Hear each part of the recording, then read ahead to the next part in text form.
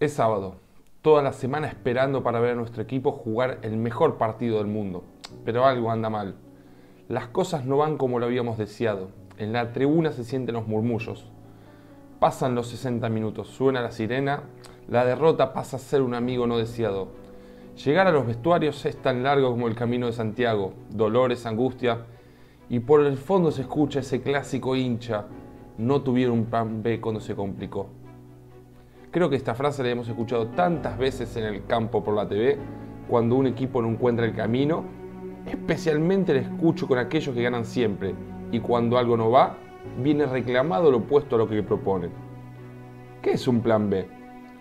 Los que se refieren a un plan B, ¿de qué hablan? ¿Cambiar jugadores? ¿Mismo modelo con otros matices? ¿Otro modelo? Creo que como entrenadores debemos en la semana imaginar el partido y, como siempre, planificamos cómo jugar atacando los puntos débiles del rival. También nos deberíamos preguntar: ¿y si va mal? ¿Qué hago? Como líderes de nuestro grupo debemos tener una alternativa para cuando las cosas no salen como pensamos.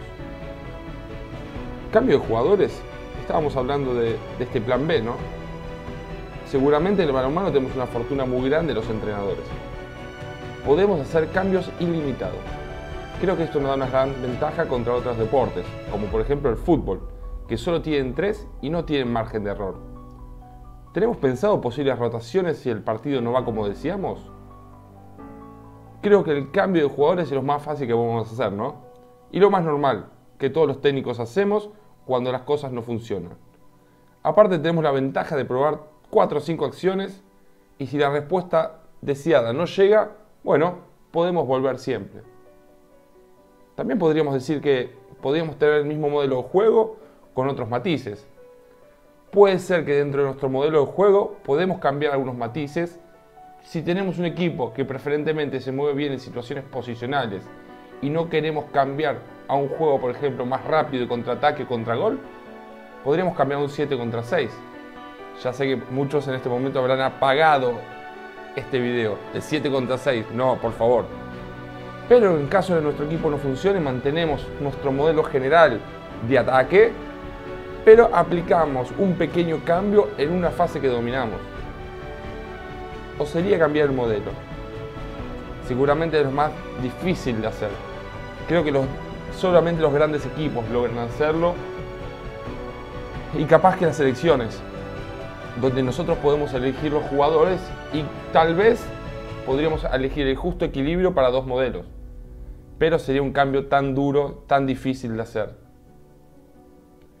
A veces creemos también los entrenadores que cambiar nuestra manera de jugar puede ser vista como algo negativo, que no creemos en lo que hacemos.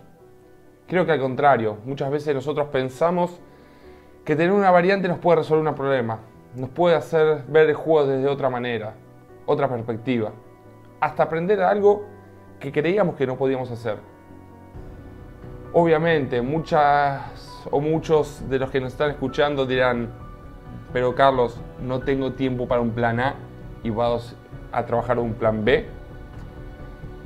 Sí, lo sé, es imposible, podrían decirme. Creo que tener un plan B es muy difícil.